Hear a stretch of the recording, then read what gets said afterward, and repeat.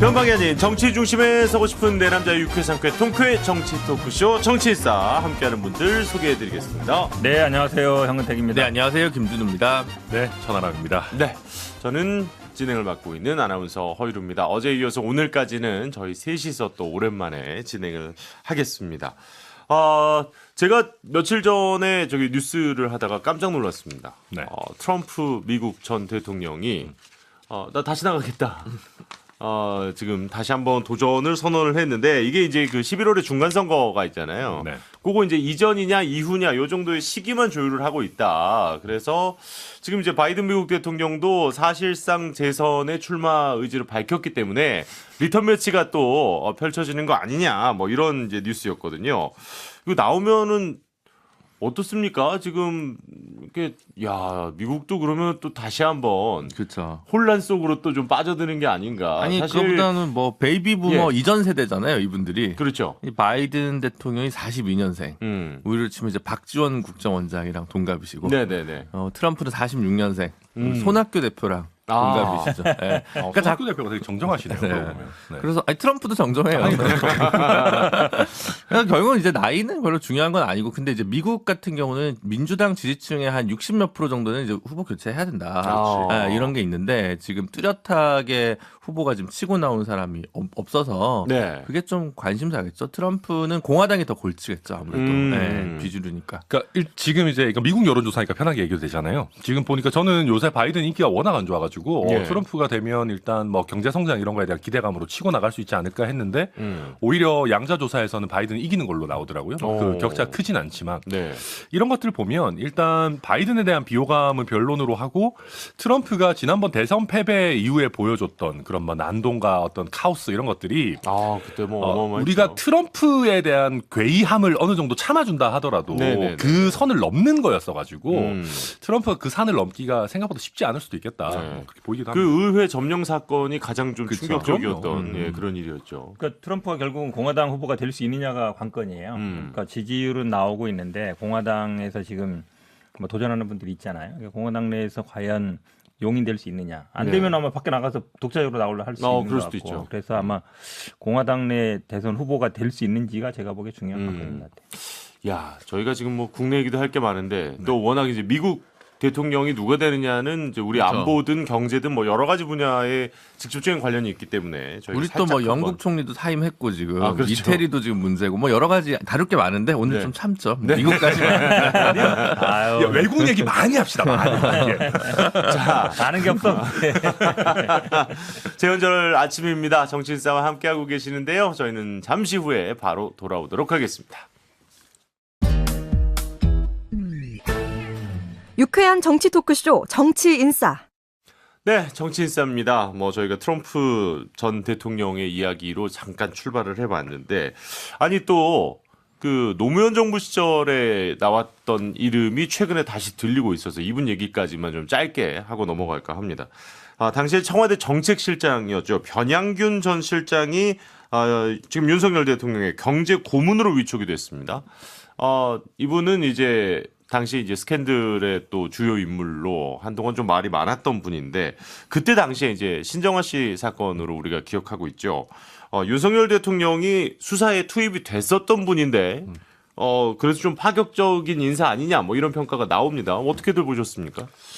그러니까 뭐 좀 특이한 형태의 통합과 화합 같은 느낌이 나죠. 네네네. 아니, 물론 뭐 이게 신정아 스캔들도 사실 굉장히 오래전 일이고 뭐 대통령의 경제 고문이라는 게 어떤 상시적인 일이 필요한 일은 아니긴 합니다. 뭐 그럼에도 불구하고 조금 특이한 일이 아닌가. 그래서 노무현 정부 때 분들을 모셔다 쓸 수 있죠. 뭐 좋은데 진영을 넘어가는 건 좋은데, 그러니까 그냥 저의 개인적인 생각으로는 조금 스캔들 없는 분을 모시면 좀 좋지 않을까. 굳이 이런 신정아 스캔들이라는 걸 재소환할 필요가 있을까 하는 이제 뭐 아쉬움이 있습니다. 이게 어떻게 보면은 결국 이제 학력 위조와 관련된 스캔들이었던 걸로 제가 기억을 하는데. 그죠?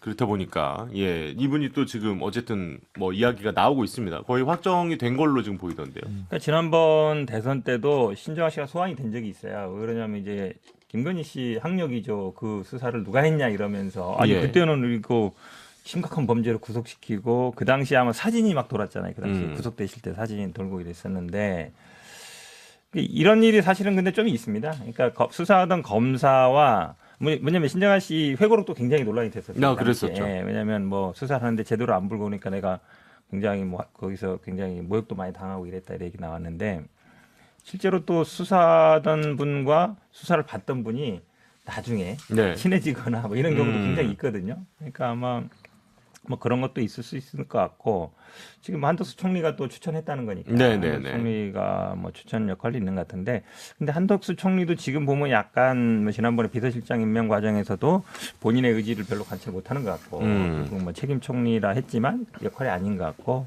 지금 변양균 뭐 고문일 것 같은데 약간 구색 맞추기 형식적인 걸로 보여요. 왜냐하면 실제로 뭐 중요한 역할이라 그러면 뭐 장관이라든지 뭐 대통령실에 쓰겠지만 네네. 뭐 고문, 자문위원 이게 사실은 어찌 보면 그냥 이제 보기 좋은데 사실은 별 역할은 없거든요. 실질적으로 이렇게 권한을 많이 그렇죠. 주거나 그러진 네, 않는다. 그래서 그냥 구색 맞추기 아닌가 이렇게 보여요. 그러니까 그 헌법에 보면 저 국민경제자문회의인가가 있어요. 예. 그 의장이 이제 그 대통령이 하고 부의장을 위촉하는데 그 정도 자리라도 뭐 주든가 뭐 그냥 갑자없이 뜬금없이 박근혜 대통령 때도 뭐 위기니까 민정특보로 이명재 전 검찰총장을 그러니까 옛 올드보이 이렇게 끌고 오거든요. 예, 예. 왜 그럴까요? 전 왜냐하면 지금 경제 사령탑이 구성된 지 뭐 두어 달밖에 안 됐는데 그렇죠. 그렇죠. 그러면 이제 경제실에서 뭔가 이렇게 올려도 대통령이 이제 오케이를 안 하니까 대통령보다 생물학적으로 고령인 분을 모아서 뭔가 좀 이 경제 얘기를 듣게 하는 건지 그러니까 목적이 뭔지 모르겠는 거예요. 왜냐하면 지금 프라이어티는 청와대에 지금 경제를 뭐 수습하는 문제가 아니라 코로나가 재확산되는데 왜 보건복지부 장관 임명이 안 되고 있냐. 예. 검찰 출신이신데 왜 검찰총장 임명을 못 하고 있냐. 뭐 공정거래위원장은 언제 임명할 거냐. 뭐 지금 장관급 그리고 청와대 비서관급에도 지금 인사가 슝슝 홍보기획 비서관도 없고, 그러니까 슝슝슝 구멍이 나 있거든요. 근데 이거 갑자기 그냥 들고는 지금 우선순위가 뭔가 잘못 꼬인 거 아닌가 이런 생각이 많이 듭니다. 그러니까 어쨌든 지금 계속해서 대통령 지지율 뭐 이야기도 어제 우리가 나눴습니다만은 참 이게 인사와 관련된 문제가 지금 계속해서 정권 동력에 발목을 잡고 있는 그런 모양새인데 또 지금 사적 채용과 관련한 의문이 나왔습니다. 뭐 발목을 잡는 정도가 아니라 거의 뭐 태클이 들어오는 네, 수준이죠. 걸어 넘긴 정도. 거의 넘긴 그런 예. 수준이죠. 아니 누가 이게 부비트랩을 걸었으면 모르겠는데 본인들이 그냥 낭떠러지로 가고 있는 것 같은데요. 일단은 사적 채용, 떨어질 아니었죠. 뭐 사적 예. 채용을 제가 단정적으로 뭐 했다 뭐 이렇게 말씀드릴 수는 없지만 어쨌든 또 그 이야기가 나왔습니다. 그 문재인 전 대통령 사저 앞에서 확성기 시위와 관련해서는 우리가 지난주에 이제 현근택 변호사님께도 질문을 했던 것 같은데 극우 유튜버 안모 씨의 누나가 뭐 대통령실에서 근무하는 게 알려지면서 논란이 됐죠. 결국 그 논란 끝에 사표를 제출하긴 했습니다. 그리고 지난번에 이제 윤석열 대통령의 40년 지기 황모 씨의 아들이 대통령실에서 일하는 게 알려지면서 또 이 논란이 있었는데 이번에는 40년 지기 지인의 아들 우모 씨, 뭐 강릉 쪽 뭐 이쪽 분이라 그래요. 시민사회 수석실에서 근무를 하고 있다고 해서 또 한 번 사적 채용이 아니냐 뭐 지적이 나오고 있습니다. 참 이게 정리하기가 힘들 정도로 그 전에 이제 육촌이 그렇죠. 있었고요. 예. 그 다음에 이제 코바나 컨텐츠 출신 2명이 또 뭐 직원. 청와대 입성했다 이런 네. 보도도 있었죠. 네. 자 그러자 이제 권성동 원내대표는 대통령은 알지도 못하더라. 뭐 인사 담당자의 실수다. 뭐 그리고 나서는 또 그 방금 나왔던 이게 너무 많으니까요. 우모 씨의 우모 씨 같은 경우에는 뭐 내가 추천을 했는데 뭐 9급밖에 못 받았대더라. 예, 뭐 능력이 이렇게 출중한데 최저임금에서 10만 원 더 받는데 그거 가지고 뭐라 그러냐 뭐 이렇게 얘기를 하면서 공무원을 또 준비하셨던 분들은 크게 반발하고 있는 그런 모양새까지 뭐 누구부터 좀 얘기를 들어볼까요? 일단은 메시지 네. 면에서 권성동 원내대표가 인사 관련해서는 좀 언행을 좀 자제하셔야 될 것 같습니다. 첫 번째로 권성동 의원 본인이 예. 보좌관의 강원랜드 채용 청탁과 관련해서 수사도 받고 예. 형사적으로는 무죄가 났습니다만 그 청탁이나 외압을 발휘했다는 사실관계가 좀 달라지는 건 아니었거든요. 그런 그때 이제 이미지 결국 그 청탁을 받으신 분만 법적 처분을 그렇죠. 받았었죠. 예. 예. 그렇기 때문에 본인이 인사 문제에 관해서 언급하는 건 본인의 정치 장도에 별로 좋지 않다라는 거고 또 권성동 대표 같은 경우 이번 주에 무슨 실수를 했냐면 또 정혜구 교수가 그 경제인문사회연구회 뭐 회장하는데 그것도 의장인가 하는데 그것도 이제 나가라 뭐 이런 식의 이제 언지를 하셨단 말이에요. 예. 근데 그 전에 한덕수 총리는 뭐 KDI 원장 얘기 저희 방송에서 다뤘는데 그렇죠. 아니 임기가 없는 지금 빈자리도 지금 다 못 채우고 있는 이 정부에서 임기 보장돼 있는 자리 사람들 자꾸 나가라고 하면 네. 경제 위기에 대한 민생 대책은 간 곳 없고 어떤 농공행상 중심의 인사관만 머리에 꽉 차 있는 거 아니냐 이렇게밖에 비춰질 수 없다는 거예요. 그러니까 그것 좀 마음에 좀 안 들더라도 지금 임기 전임 정부에서 임기 보장대로 돼 있는 공공기관 수장 대해서 아예 언급을 안 해야 됩니다. 지금. 그럼 지금 계속 지지율 이렇게 되는데 인사 문제 가지고 또 인사 욕심내고 우리 인사 괜찮았다 그러고 이렇게 계속 얘기를 하면 도대체 무슨 의미가 있겠어요. 아무리 무슨 다른 좋은 일을 하더라도 그게 다 가려지게 돼 있는데. 이 장성철 교수님이 오셨어야 되는데 네. 장 교수님이 그랬거든요. 예언하고 몇 명 더 다녔죠. 있다. 예언하고 네. 사실 지난주에 얘기를 하신 분 있죠. 일부러 안 오신 것 같아요, 맞냐고 이거 이분은. 물어봐야 되는데 없어가지고 대신 이제 아니 근데 그 동해 그 우사장 아들은 뭐 그 월급 걱정은 안 할 것 같아요. 얼마 많은지. 왜냐면 네. 1,000만 원씩 최연소 후원까지 하신 분인데 그 뭐 네네. 9급이든 7급이든 뭐 급여 문제 삼겠어요.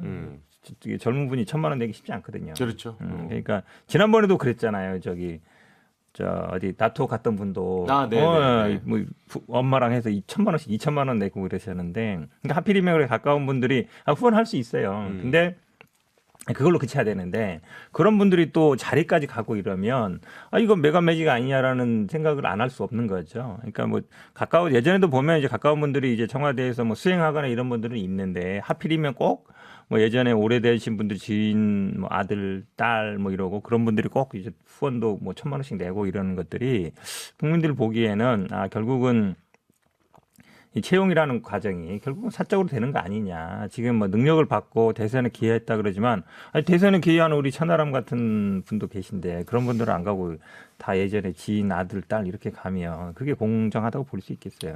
저는 뭐 돈 많이 안 주면 안 갑니다. 그리고 일단 대통령에 대해서 우리가 또 그래도 칭찬을 좀 해드리면은 40년 지기들이 참 많으신 것 같아요. 네. 40년간 우정을 이거 이어가는 게 천변이 아직 쉬운 일이 40년 안 아닙니다. 살아서 40년 지기가 없는 거고. 그러네. 안 살았어요. 네, 의외로 안 살았습니다. 근데 아무튼 저도 이런 거 좀 답답한데 지금 대통령실에서 내놓는 해명은 네. 이제 캠프에서부터 이분들이 열심히 했고 그래서 캠프에서 잘했기 때문에 우리가 뭐 뽑은 거다. 이 황모 행정관에 대해서는 예. 그리고 이제 이 우모 그 행정용원에 대해서는 권성동 원내대표의 뭐 추천이 있었다. 뭐 이런 식의 얘기를 했는데 저는 사실 이런 거는 특히 요새 좀 제가 뭐 저는 아저씨입니다만은 젊은 감각을 기준으로 놓고 봤을 때는 안 맞습니다. 왜냐하면은 이분들이 애당초 캠프에서 일할 수 있는 기회를 잡은 것도 어찌 보면 이런 인연이 있었기 때문인 거거든요. 예. 대부분의 젊은 사람들은 이런 인연이 없습니다. 우리가 예전에 그 조국 전 장관 사태에 대해서 사람들이 많이 분노했던 것도 위법행위도 위법행위지만 이제 평범한 사람들이 잡을 수 없는 기회에 여러 가지로 접근할 수 있었던 것 아니냐. 뭐 여러 인턴이라든지 뭐 이런 것들에 대해서. 이런 것들도 마찬가지거든요. 그리고 대통령실 같은 경우에는 직급의 높고 낮음을 떠나서 대통령실이라는 상징성이 있는 거잖아요. 그렇죠. 그래서 이런 아주 제한된 기회에 너무 사적인 인연을 가진 분들만 접근할 수 있는 것 아니냐라고 하는 박탈감을 줄 수가 있어요. 물론 현 변호사님 말씀해 주신 것처럼 이런 경우들이 없지 않습니다. 왜냐하면 선거 나가게 되면 아무래도 본인이랑 편한 사람, 원래 좀 아는 사람들을 그렇죠. 주변에 두고 싶은 거는 네네. 인지상정이에요. 네.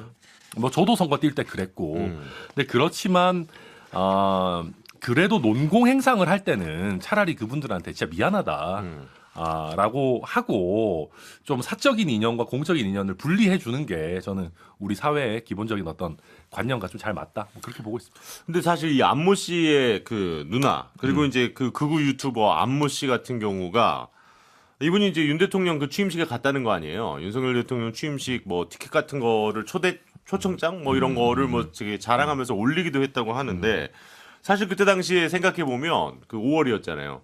나경원 의원도 취임식에 못 갔다. 뭐 그래서 뭐 서운하다 막 이런 얘기가 있었는데 그때 이제 거의 한 10,000분 정도를 초대를 했기 때문에 그냥 누군지는 모르겠지만 어쨌든 이 초청장이 통해서 나갔나 보다. 뭐 이제 이게 대통령실의 해명이었는데 근데 이거는 저는 솔직히 약간 나경원 의원이 좀 이해가 안 되는 면이 있어요.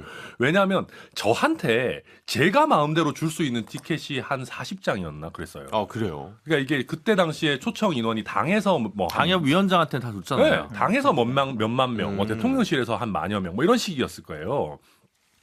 그러니까 나경원 의원 정도면 제 생각에는 구하려면 사실 얼마든지 할 수 있는 거예요. 왜 저한테도 벌써 30, 40장 있는데 네네네. 제가 알았으면 하나 드릴 걸 그랬네요. 아니 근데 네. 이제 단 조금 그 좋은 그치, 약간 좀 자리에 좋은 자리. 이제 그 메인석에 앉으셔야 되니까. 그렇죠. 그리고 이제 아마 이걸 왜 안 챙기나 이렇게 아마 좀 그러셨었던 거고 일단 나경원 의원에 대한 얘기는 좀 차치하고 네. 극우 유튜버들이 이 안정권 씨 말고도 여러 사람들이 그날 왔었어요. 네네네. 그래서 이게 도대체 왜 이런 거냐라고 했었는데 이게 지금 좀 저도 굉장히 좀 석연치 않은 느낌이 좀 들고요. 뭐 한마디로 얘기하면 이 안정권 씨라는 사람은 극우 유튜버라는 말이 모자랄 정도로 굉장히 질이 안 좋은 분이에요. 네. 뭐 양산 시위뿐만 아니라 사실 5.18 민주화 운동 폄하하고 이런 부분들에 있어서 지금 저희 당이나 대통령실이 가려는 방향과 아주 반대에 있는 분이어서 네. 이런 분 하나 나오면은 진짜 저희가 몇 년간 쌓아올린 노력들이 쭉쭉 꺼지거든요. 좀 사실 저도 안타까운 심정. 아니 근데 이게 문제는 그거잖아요. 그러니까 어쨌든 뭐 그러니까 이것이 이것으로 딱 이어진다 이렇게 보기는 어렵습니다만은 이 안정권 씨의 좀 대통령실에 근무를 했다던 이제는 나오셨으니까 이 누나분도 어쨌든 같이 활동을 안 하지 않았고 이제 그렇다 보니까 그런 분이 대통령실에 근무를 하니 양산 시위라든지 이제 이런 부분들에 대해서 그러니까 적극적으로 방어해주지 않고 못하게 안 막는 거 아니냐 뭐 이제 이런 의심이 방조한 거 그런 아니냐. 얘기가 나올 수밖에 없죠. 왜냐하면 처음에는 뭐 딱 얘기 나왔을 때 연좌제다 이랬거든요. 예. 명예훼손까지 된다 막 이래가지고. 하태경 의원이 그런 얘기를 했었죠. 아니, 연좌제. 대통령실에서 대통령실, 그랬어요. 네, 대통령실도 대통령실에서 그래요. 연좌제라 그랬는데 전혀 별개다. 근데 보니까 같이 방송도 하고 네. 그 양산 사자에서 찍는 거를 심지어 이 그분 그 행정요원이 운영하는 유튜브에 올리기도 하고. 그러니까 두 분이 어찌 보면 계속 콜라보처럼 같이 해온 거예요. 네. 그 다음에 그분의 이제 능력도 인정받았다는 게 보니까 이제 영상 편집 일을 했다는 거잖아요. 저 캠프에서부터. 그렇죠. 그럼 그런 영상이나 이제 사진 편집이라는데 그게 이제 유튜브 방송 운영하는데 필수적인 거거든요. 한마디로 그러면 유튜브를 운영해 오신 분이에요. 같이 두 분이서. 그러다 차단되면 다시 또 다른 거 만들고 이랬던 분들이거든요. 그럼 같이 운영하는 거거든요. 근데 양산 사저에서 찍는 것들을 어찌 보면 공유하고 한다. 근데 그분이 또 대통령실에 근무하고 있다. 그러면 당연히 그런 이제 오해를 받을 수밖에 없는 것인데 근데 뭐 능력만 봐서 채용했다. 그럼 어떤 능력을 본 거예요? 그동안에 유튜브 그거 보고 한 거잖아요. 근데 재밌는 건 그거죠. 아니 그러면 무슨 능력을 받냐 했더니 과거에 우리가 뭔지 모른다. 네. 그럼 말이 안 되는 얘기잖아요. 뭘 능력을 받다는 얘기인지. 그다음에 뭐 그러니 관련이 있냐 그러면 누가 추천했냐 그러니까 사실은 이 안정권 씨의 이 초청장도 왜 문제가 되는 거냐면 이제 누가 추천했느냐 그 문제거든요. 네. 이 누나를 누가 추천했느냐 그러니까 그거는 확인이 불가능하다. 사실은 지금 전변도 얘기하지만 그 초청장에 딱 써 있었어요. 안정권 씨라고. 네. 그러면 그가 누가 보내는지는 알 수 있거든요.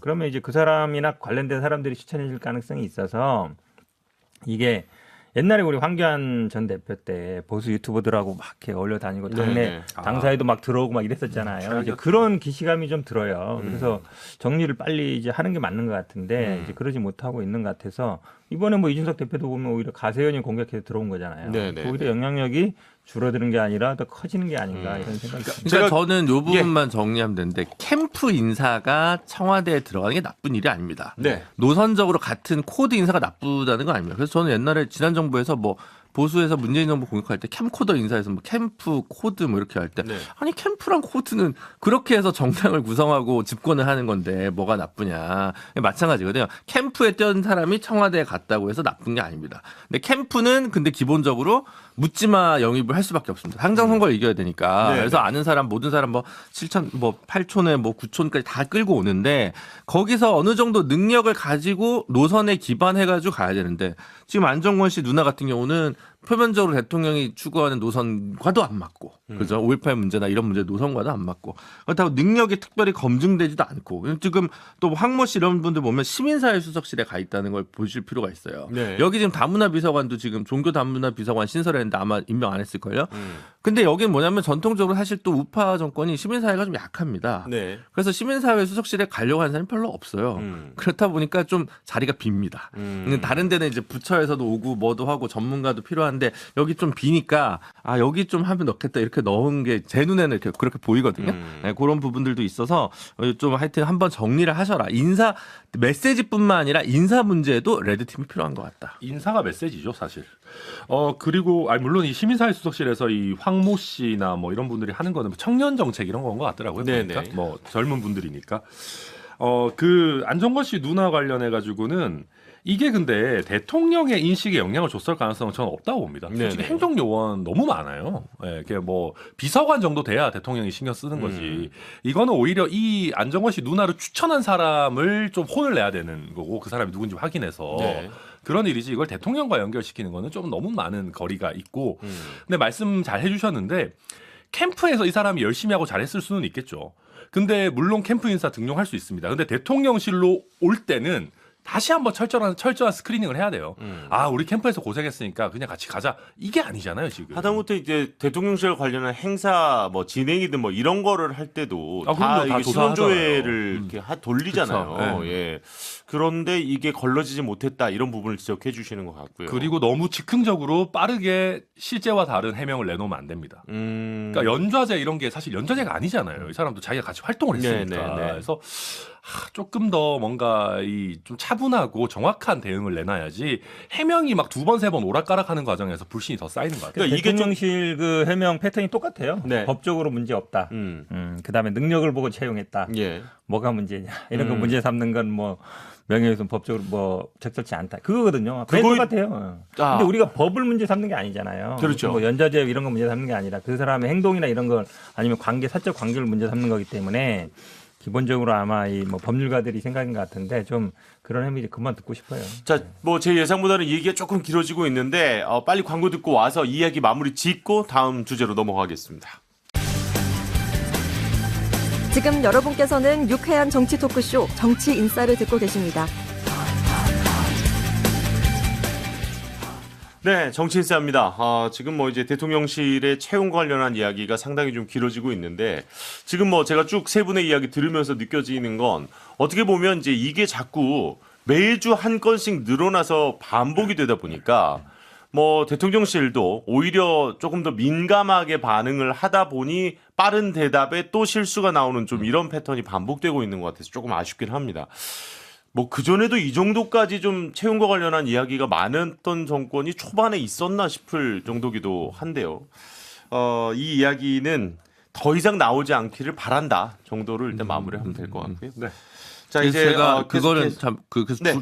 드리면 보건복지부 장관이 지난 한 20여 년간 그 관료 출신은 2명밖에 임명이 안 됐었어요. 그러니까 굳이 농공행상이나 뭐 교수급에서 못 찾으면 그냥 차관이나 차관 보급에서 그냥 끌어올려가지고 임명을 하셔라. 네. 그 자꾸 그러다 보면 오히려 상대적으로 관리가 좀 잘 돼 있을 가능성도 높으니까요. 예. 아직 뭐 열심히 찾고 있대요. 네. 곧 될 겁니다. 지금 뭐 이제 우려해 주시는 바는 어쨌든 이제 더블링이라 그랬잖아요. 이 코로나 관련해서 지금 확진자 수가 전주에 비해서 2배, 2주 전에 비해서 4배 이 정도로 또 빠르게 지금 가파르게 확산을 하고 있기 때문에 어쨌든 보건복지와 관련한 수장은 반드시 필요하다. 뭐 이런 이제 김준호 변호사님의 의견인 것 같습니다.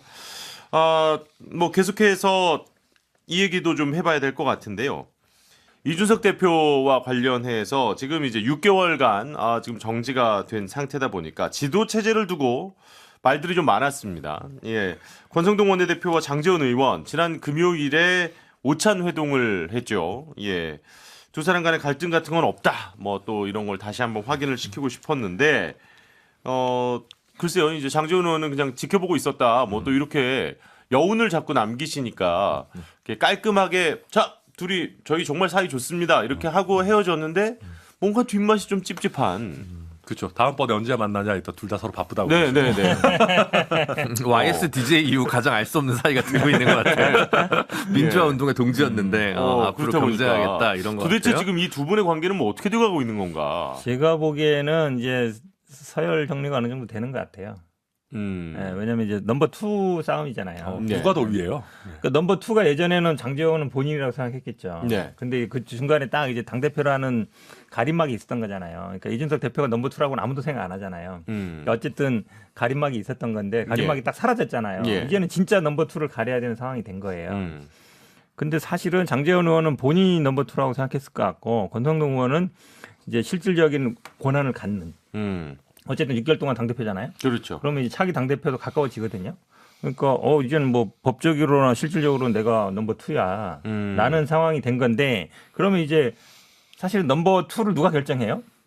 그건 뭐 넘버 1이 넘버 1이 결정하잖아요. 예. 넘버 1이 어쨌든 오라 그랬잖아요. 밥 먹으러 와 이랬으면 가야 되거든요. 넘버 2를 바라는 사람이 당연히 가야 되는 거예요. 어떤 뭐 지역구 행사 문제 없이. 네. 근데 안 갔잖아요. 한 사람은. 한 사람 갔고. 거기서 일단 이거는 뭐 직무대행이고 6개월 동안 권한 정지되는 거니까 정리됐잖아요. 예. 그러면 누구도 이 못 달거든요.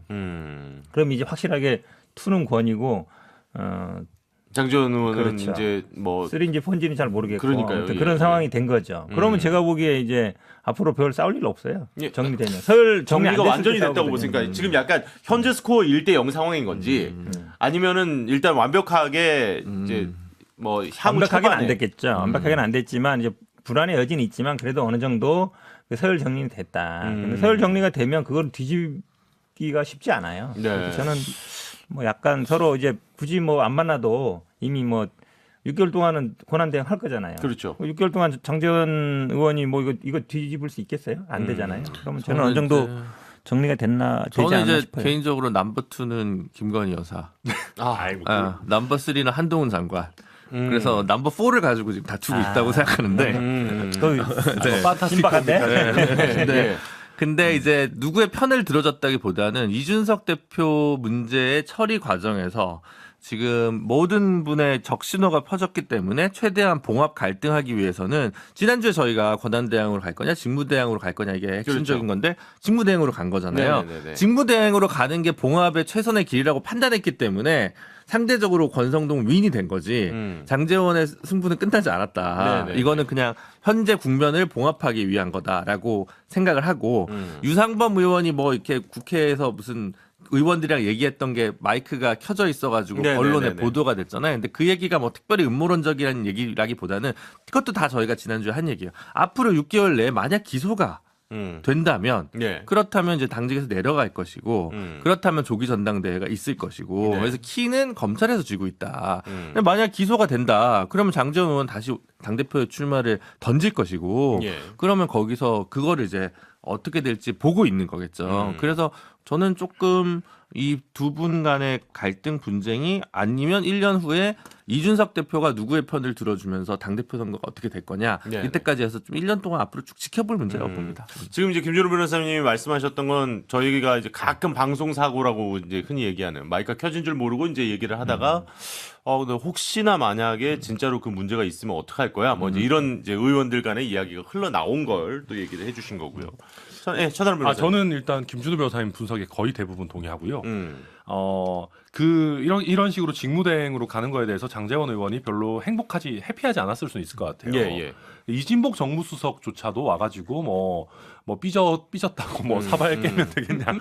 근데 저는 정무수석이 왜 그런 말씀하시는지 솔직히 잘 모르겠는데 그런 얘기를 들어보면 뭔가 삐진 사람이 있을 거다라는 추측은 가능하고 권성동 원내대표야 뭐 본인이 원하는 대로 지금 된 거니까 아마 그렇죠. 장제원 의원이 삐졌다라는 취지로 해석이 될 수밖에 없는데 근데 당내의 전반적인 분위기가요. 예. 당에 저희 당의 의원이 대략 100명이라 치면 한 70명 정도는 그냥 조용히 가자라는 분위기예요. 그러니까 지금 뭐 예를 들면 이준석 대표 사퇴시켜야 된다. 빨리 조기 전당대회로 네네네네. 가야 된다라는 분도 있죠. 그런 분도 꽤 있고 이준석 대표 징계가 부당하다라는 분도 소수 있지만 그런 분들 다 쳐내고 한 적게 잡아서 한 50에서 많으면 한 70명 정도는 네. 잘 모르겠고 가만히 있자. 지지율 지금 안 좋고 시끄럽고 하니까 최대한 조용하게 가자라는 빨리 걸 수습하자. 보고. 그렇죠. 어쨌든 이 부분인 거죠. 그런 어떤 당내 분위기와 대통령실이 갖고 있는 니즈가 맞아 떨어졌기 때문에 저는 그렇게 한 거지. 뭐 장제원 의원이 패배했다? 저는 뭐 그렇게 보지는 않습니다. 그래서 그러니까 뭐- 두 분이 합의한 건 그거 같아요. 우리끼리 의견 차이는 있지만 물 밑에서 조율하자. 네, 싸우는 모습 보이지 공중전 말자. 하지 말자. 아니 아니 그러니까 근데 이제 그 멘트들이 이게 공중전을 안 한다고는 하셨지만 그 고수들 간에 서로 노려보고 있는데 이렇게 시뮬레이션으로 막 칼싸움 챙챙챙챙 하는 소리가 막 옆에서 들리니까 뭐 그러니까 한 번 형은 영원한 형인 것처럼 한 번 동생은 영원한 동생이다. 이건 이제 권성동 원내대표가 이제 하신 얘기고 장제원 의원은 당대표 직무대행 체제에 이견이 있느냐라는 말에 지켜보고 있다. 그렇죠. 그러니까 요 두 가지가 그러니까 나는 형이고 너는 동생이야 그랬더니 내가 그냥 일단 지켜보고 있는 거야. 이렇게 비춰질 수밖에 없는 이 워딩들이어서 게다가 이제 이분들 정도로 이제 정치 생활을 오래 하신 분들이 그러니까 이 함의에 대해서 아무 생각 없이 말씀을 하셨을까 또 이런 생각들도 좀 들면서 근데 이거는 근데 이 두 분한테 사실 저는 나쁘지 않다고 봐요. 네. 왜냐하면 차기 당권 경쟁을 이 두 사람 중심으로 이렇게 우리가 포커스를 하는 효과가 있어요. 실제로 보면. 김기현 의원이 그럼 지금 손해가 막심하네요. 사실 저도 그렇게 그 결 봤거든요. 사실 다른 그 이준석 당권자들이. 대표 지금 그 징계와 관련한 그 모든 논의에서 김기현 전 원내대표는 아예 지금 이름이 그쵸. 언급이 안 된다. 네. 우리가 그때도 한번 얘기했었던 네. 것 같네요. 그러니까 점잖은 분이라서 원칙적인 정도의 얘기만 하다 보니까 약간 뒤로 밀리고 있는데 일단 저도 그게 합을 하나씩 주고받은 거라고 봐요. 그러니까 이게 우리는 영원한 형제야랑 한 번 형은 영원한 형이야, 한 번 동생은 영원한 동생이야는 좀 미묘하게 다르거든요. 그리고 미묘한 게 아니라 그건 많이 다르지 많이 다르죠. 위아래가 명백하게. 그래서 뭐 아무튼 그런 것들 보면 되고 이게 한 몇 달 정도는 조용한 시간을 저는 가질 것 같고요, 이 두 분이. 네. 네. 근데 어차피 두 분이 원하는 게 당권이라면은 당대표 자리는 하나밖에 없습니다. 네, 그렇죠. 그래서 두 분이 정말로 연합해가지고 한 명을 밀겠다라고 한다면 모를까. 근데 지금 장제원 의원 같은 경우는 본인의 자체 세력도 만들면서 또 안철수 의원과의 연대 같은 것도 지금 뭐 저는 어느 정도 보이는 것 같거든요. 예. 그렇다라고 하면 저희 전당대회가 가까워오면 가까워질수록 이 두 분의 어떤 진검승부가 더 펼쳐지지 않을까. 자, 그러면 여기서 제가 천병께 하나만 더 물어볼게요. 네. 근데 그 이제 지난 금요일 두 분이 식사를 하면서 뭐 이준석 대표 관련 얘기도 안 했다, 뭐 지지율 관련 얘기도 안 했다 이렇게 얘기를 했잖아요. 근데 그 회동한 식당에 정말 그 우리가 자주 쓰는 표현 공교롭게도 안철수 의원이 깜짝 등장했어요. 그냥 지인 만나러 왔다 이렇게 얘기를 하셨는데 이게 너무 공교롭다 보니까 그렇죠. 어떻게 해석을 하십니까? 저도 모르겠습니다. 너무 공교롭고요. 그래서 근데 이게 뭐 잘 모르겠는데 이게 워낙 또 지금 안철수 의원이 저는 다음 전당대회에 뭐 태풍의 눈이죠. 사실 굉장히 지금 인지도나 뭐 지지율도 높게 나오고 있고 예. 결국 그러다 보니까 장제원 의원이 다소 부족한 게 대중 인지도 부분 아니겠습니까? 근데 조직력 같은 경우는 워낙 또 탄탄하신 분이고 네네. 그래서 이 둘이 연합하지 않겠느냐라는 얘기가 공공연하게 많이 여의도에서 돌고 있는 상황에서 안철수 의원이 또 여기 오시니까 뭐 많은 해석을 나올 수밖에 없죠. 제가 보기에는 이제 장제원 의원이 말씀처럼 본인이 주자가 아니잖아요. 예. 그러니까 안철수 의원을 만약에 대표로 만들면 본인이 뭐 사무총장을 한다든지 이제 그럴 구도기 때문에 만약에 그 자리에 물론 뭐 초대했다는 근거는 없지만 뭐 의사소통을 한다 그러면 장제원 의원하고 했을 가능성이 많다 예. 보고 또 장제원 입장에서는 필요해요. 음. 권성동 의원은 본인이 주자고 그렇죠. 장제원은 본인이 주자가 아니잖아요. 네. 그럼 본인이 약간 이제 어찌 보면 나도 이렇게 같이 할 사람이 있다든지 뭔가 보여줄 필요가 있는 거거든요. 그러니까 뭐 순수한 뇌피셜입니다만 결국은 이 경쟁 구도를 벌써 이제 보이는 거죠. 그러니까 장제원 권성동 구도가 아니라 이제 안철수 권성동 구도로 가는 건데 이제 근데 사실은 뭐 그 많고 많은 식당에 하필이면 그 시간에 딱 기자들이 있는 거 모르지도 않거든요. 맛집인가 왜냐면 보죠, 이제 뭐 맛집. 아니 맛집이어도 저 장제원 권성동 만나는 건 다 알려진 사실이니까. 그렇죠. 알려진 사실이니까 그 식당에 간 거는 뭐 그렇죠. 제가 보기엔 뭐 우연이라고 하긴 쉽지 않죠. 제가 궁금한 건 안철수 장제원 두 분의 관계예요. 당권 대권 분리로 해서 당권을 나에게 달라가 아니면 장재원 의원이 굳이 안철수 의원을 밀어줄 이유가 있을까요? 그러니까 안철수가 당대표에 나가야 되는 것이냐 본인이 나가야 되는 것이냐 여기에 대해서 본인이 아무래도 셈을 해볼 수밖에 없고 예. 고민이 많이 들 겁니다. 뭐 그렇다 보니까 이 과정에서 이준석 대표는 지금 계속 호남행을 택하고 있는 것 같습니다. 뭐 무등산 등반한 사진을 올리기도 했었고 네. 또 그 어쨌든 이제 논의가 있었던 금요일에는 순천에 갔었다고 하더라고요. 네, 제가 또 이핵관이 아니라는 거를 대표가 직접 인증을 해줬어요. 못 만나셨어요? 아니 순천 온다길래 제가 이제 연락을 했죠. 아니, 네. 대표님 순천 오냐. 근데 오지 말라더라고요. 되게 엄격하게 거리두기. 페이스북으로 그 신청한 사람들만 올 수 있다고. 그래서 저도 아니 왜 신청을 안 하셨어요? 핵관은 아니에요. 굳이 제가 신청을 꼭 해야 되나요? 어. 그래서 저도 그래서 아니 뭐 신경 안 쓰고 가족들과 행복한 시간을 순천에서 맛있는 거 먹으려고 예. 했습니다. 네. 아니 근데 어쨌든 이제 징계 결정 이후에 이준석 대표의 잠행이 조금 길어지고 있습니다. 네. 뭐 이제 심지어 이제 징계 전에는 뭐 흑화 뭐 이런 얘기까지 했었는데 이게 조금 뭐 길어질 수도 있을 것 같아요. 어떻게 보세요, 이준석 대표? 아니요, 저는 그 지난번에 방송을 유심히 들어보시면 제가 되게 드라이하게 분석을 해드렸었는데 그게 가처분을 하면 승산이 그렇게 높지 않다고 제가 말씀드렸어요. 네. 징계 처분에 대해서 네. 정당 내부의 어떤 자율성을 좀 많이 인지할 거고 최소한의 절차적 규정만 지켰다면 이 부분은 크게 문제가 되지 않을 것이다. 근데 그럼 가처분을 했다가 그게 패소를 하면 타격이 크기 때문에 네. 그걸 못하죠. 그리고 어쨌든 지금 6개월 있다가 당대표로 복귀할 수 있게 되는 거잖아요. 그렇죠. 그러니까 당내 문제와 관련해서는 더 이상 뭐 그 절차적인 문제로 다투지 않겠다로 갈 수밖에 없는 것이고 그렇다면 남은 건 이제 수사. 네, 예, 수사를 좀 잘 대응하는 것과 그 다음에 6개월 후에 더 큰 존재감으로 복귀하기 위해서 정치의 언어를 사용해서 체를 좀 더 규합하는 거. 네네. 그 과제가 있는 거고 그에 따라 지금 플랜을 움직이는 것 같아요. 네. 김준우 변호사 얘기 잘했는데요. 그러니까 수사는 사실은 근데 국민의힘 당원 당규는 기소만 하면 되게 돼 있잖아요. 네. 당원권이 정지되고 뭐 출마를 못하게 돼 있는데 근데 기소라는 거는 그렇게 어렵지가 않아요. 그렇죠. 판결 유죄 받는 거야 뭐 독립된 사법부에서 하는 거지만 수사는 경찰에 가고 있고 기소 여부는 검찰에서 할 텐데 지금 흘러가는 구도로 보면 검찰이 기소하는 게 그렇게 어려운 문제는 아니다. 그냥 기소라는 거 어느 정도 뭐 상반되는 증거가 있을 때 난 이쪽 선택할래라고 네, 하면 하는 네, 거거든요. 네. 예전에 뭐 기소돼서 무죄 받는 것도 많지만 근데 이게 너무 어찌 보면 자의적인 판단에 맡길 가능성이 많아졌어요. 그러니까 예. 결국은 검찰이 판단에 결정 나는 거잖아요. 근데 저는 뭐 지금 분위기로 보면은 뭐 윤석열 대통령이나 뭐로 보면 기소도 어렵지 않은 문제 아닌가 이렇게 보고 있어요. 알겠습니다. 뭐 하고 싶은 얘기 있으세요? 너무 또 그렇게 너무 또 음모론적으로 아직 가지도 않았는데 뭐 그럴 건 아니라고 보고요. 그리고 만약에 정말로 근거가 뚜렷하지 않은데 기소가 행해지고 이렇게 나온다라고 하면 이게 생각보다 간단한 문제가 아닐 수도 그렇죠. 있습니다. 예, 그리고 예. 일단 이준석 대표 같은 경우에는 정무적으로 법적 대응이 현명하지 않다라는 분들의 조언을 많이 들은 것 같습니다. 사실 김종인 비대위원장도 MBC 백분 토론에서도 또 그런 얘기를 하셨고 많은 분들이 법조인이 이제 사법적으로 가기 시작하면 이게 좀 안 좋으니까 차라리 정치적으로 푸는 게 좋겠다.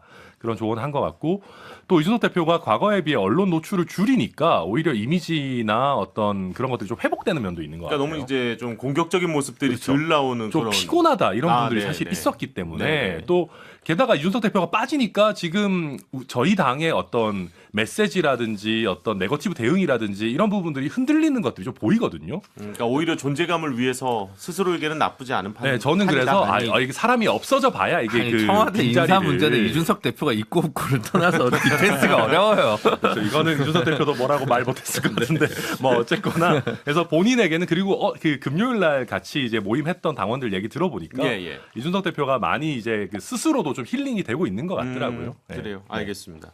자, 오늘의 마지막 주제까지 얘기하면 될 것 같습니다. 뭐 여야가 국회 후반기 이제 원구성 협상을 놓고 막판 진통을 겪고 있습니다. 뭐 이제 과학기술정보방송통신위원장을 누가 맡느냐?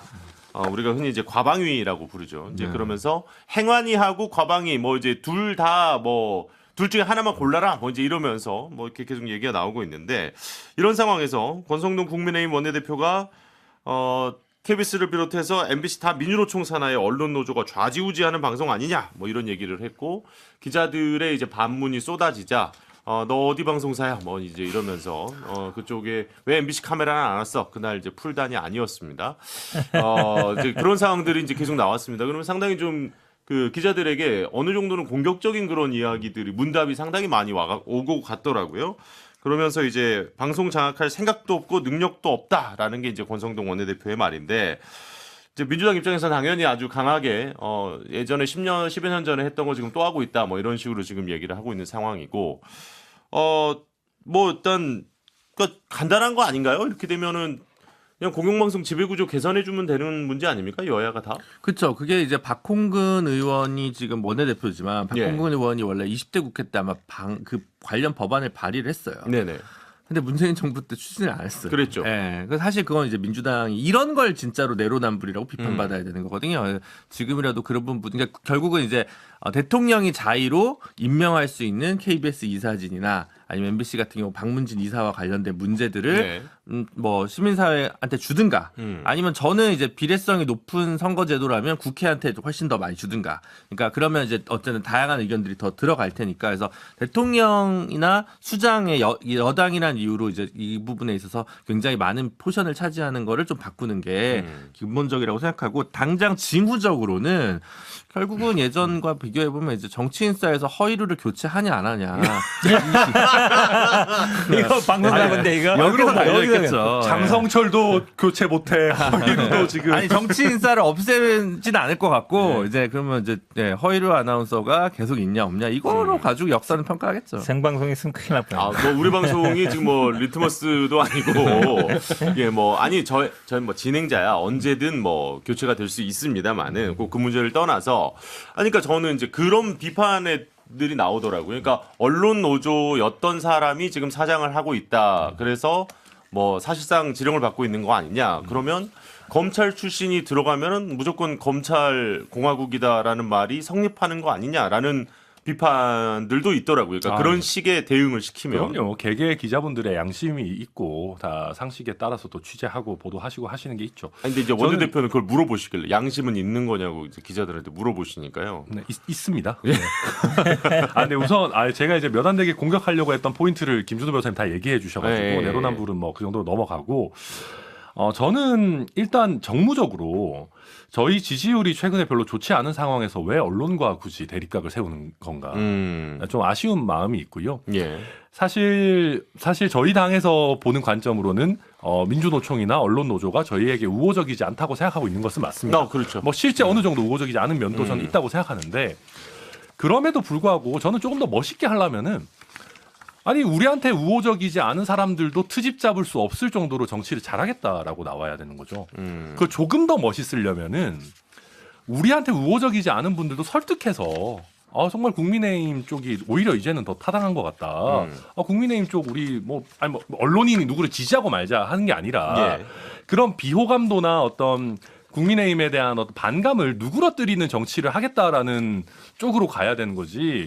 너네는 우리랑 다르고 너네는 우리를 완전히 적대시하니까 우리도 적대시할 거야. 그건 아니잖아요. 정치는 기본적으로 설득의 과정인 거니까. 예. 저는 그런 면에서 조금 저희 당이 언론에 대해서 너무 이렇게 선을 긋고 이렇게 좀 편을 나누고 하려는 태도는 저는 별로 좋아 보이지가 않습니다. 그러니까 사실은 뭐 언론 노조가 장악하고 있다 이런 말도 있지만요. 지금 더 심각한 거는 이제 사장 사퇴해라라는 얘기까지 했어요. 네, 했죠. 의원이. 예. 왜냐하면 사실은 이게 어찌 보면 뭐 다음 이제 사장 선임을 앞두고 있는 것도 있지만 지금 뭐 방통위원장 사퇴해라. 이건 같은 맥락이거든요. 그러니까 본인들한테 이제 불리하거나 아니면 이거를 방송하거나 이렇게 판단하는 쪽들을 어쨌든 어느 정도 손을 보겠다. 이제 그런 의도가 있다라고 보여요. 왜냐하면 절차대로 그냥 선임하면 되는 건데 그렇지 못하겠다는 거니까 특히 권성동 원내대표가 지금 당대표 권한 대행까지 하고 있으면 당대표라고 볼 수 있는데 직무대행이죠. 예, 직무대행까지 하고 있는데 특정 언론에도 탁탁 찍어가지고 얘기하고 있는 거거든요. 기자들이 질문해도 어디서 물어보고 이런 경우는 잘 없어요. 그러니까 네. 예를 들어서 그냥 뭐 질문을 할 수 있는 거고 그 사람이 어떤 개인적인 의견 이런 게 아니라 기자들의 질문은 다 대부분 국민을 대신해서 물어보는 거거든요. 그런데 거기에 소속사가 어딘지 물어보고 그다음에 뭐 그 언론사의 질문 안 받겠다고 그러면 이건 완전히 이제 언론을 내 편과 아닌 편으로 쫙 가르겠다는 얘기잖아요. 네. 제가 보기에는 당대표로서는 적절치 않은 발언이고 예전처럼 이렇게 과방위가 이렇게 뜨거운 쟁점이 된 적이 없어요. 한 번도 과방위를 차지하겠다 이런 적이 없는데. 과학기술 중요하죠. 중요한 과방위를 서로 차지하겠다고 이렇게 한 적이 없는데 사실 이제 법사위가 제일 큰 쟁점이었잖아요. 그렇죠. 예, 언제나. 그렇죠. 야당이 이제 법사위를 양보한 거기 때문에 나머지는 제가 보기에 여당 내에서 통 크게 생각할 필요가 있다 보고 있습니다. 그러니까 저도 당내에서 그런 게 저는 솔직히 좀 불만이에요.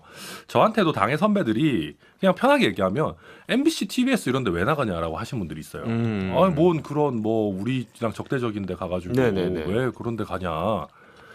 뭐 저는 그래서 웃으면서 저희 지역구에서는 오히려 그런 데를 많이 봅니다라고 하지만 그게 굉장히 잘못된 사고방식인 거잖아요. 뭐 언론의 어떤 편을 나누고 그리고 오히려 우리한테 별로 우호적이지 않은 쪽에 가서 설득을 해야 되는 거고 하셨지만 현 변호사님도 말씀 잘하셨던 게 저희에게 조금 비판적인 언론사들이 있죠. 하지만 동시에 저희한테 비판적인 국민들도 많이 계시잖아요. 그러면 사실 저희한테 비판적인 언론사는 저희에게 비판적인 국민을 대신해서 묻는 거라고 볼 수도 있는 겁니다. 그래서 이거를 너무 그렇게 뭔가 민감하게 받아들일 이유가 전혀 없다. 그리고 제가 MBC, TBS 뭐 앞으로도 많이 나가겠습니다. 천안함의 방송장. 네. 그래요. 뭐 이것과 관련한 이야기는 이 정도 해도 될 것 같습니다. 뭐 일단은 그 추후에 여러 스텝들을 보면은 어떻게 하고 싶으신지는 결국 행동과 결정들로 얘기하지 않을까. 작가님들은 늘 본인들부터 교체된다고 하더라고요. 아무래도 네. 그러니까 이게 저희는 이제 여러 차례 경험을 통해서 아마 제가 바뀌는 게 가장 마지막이 될 거고요. 그 사이에 가장 먼저 이제 PD와 제작진의 교체가 먼저 될 겁니다. 네. 그리고 이제 제가 바뀌고 이거 예고 방송, 성지 방송이에요? 아니면 그리고 이제 여기 계시는 네 분이 바뀌면 그럼 이제 완벽하게 다 바뀌었다. 뭐 이렇게 된다. 그렇게 안 하시겠죠. 왜냐하면 그렇게 되면 진짜 MB 정권 시즌 2가 되는 거고 그때 잘못을 반복하는 거기 때문에 안 그러시길 빕니다. 네. 이 얘기를 좀 길게 하기가 저도 좀 오늘 어려움이 있네요. 예.